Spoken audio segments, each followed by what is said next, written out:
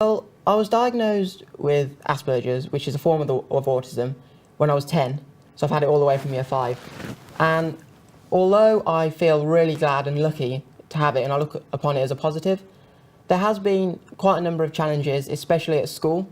So for instance, in my primary school, a lot of the teachers didn't really understand or know about it. And then when I went to secondary school, I went to a school that had a lot of people who had autism. And there were a lot of specialist teachers there who really understood the condition. But I still had a few problems with the school uniform and with the homework.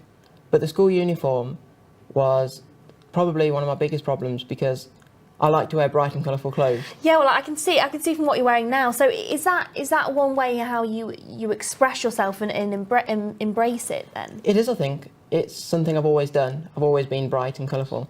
And I think it brings out my personality as well, sort of cheery and quirky. But when I was at school and had to wear school uniform, because it was a lot of dark colours, dark greys and dark blues, I felt like I was hiding my personality, and I always felt quite sad going into school. Okay. And so obviously now you've got your orange frames. Do you always dress this brightly? I always dress like this. I'm always bright and colourful in whatever I do, whether that be golf, college, walking down the high street.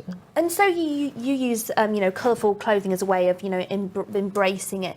How do other people deal with living with autism? Well, I think there's a lot of everyone with autism is different in their own way, and there's a lot of things that typically people with autism would find difficult. So they find that they're quite sensitive to smells and touch and taste and senses, and we all like to have a routine, so we like to know what's happening when. And for instance, our bedrooms can be like immaculate, we know where everything is. And also we always have a subject that we're really obsessed with. So for me, it's football's my whole life.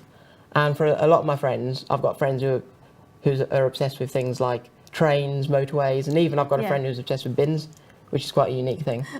But there's a lot of different things. I mean, sort of, we find it hard to read people's verbal and communication, so whether that be non-verbal or verbal. Yeah. And also, a lot of the things that people say, we can take literally.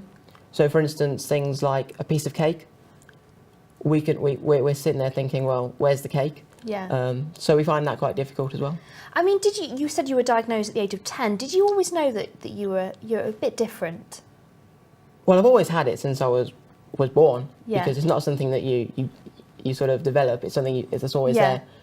But I think certainly as I got older, my parents more than anything noticed that I was quite different in a number of ways. And I think through my schooling, I didn't really always fit in school, and I was quite sad sometimes at school. I just needed that extra bit of help to progress me to where I am today. You don't know what's going to happen when you go into a new environment. How are people going to react to how you dress?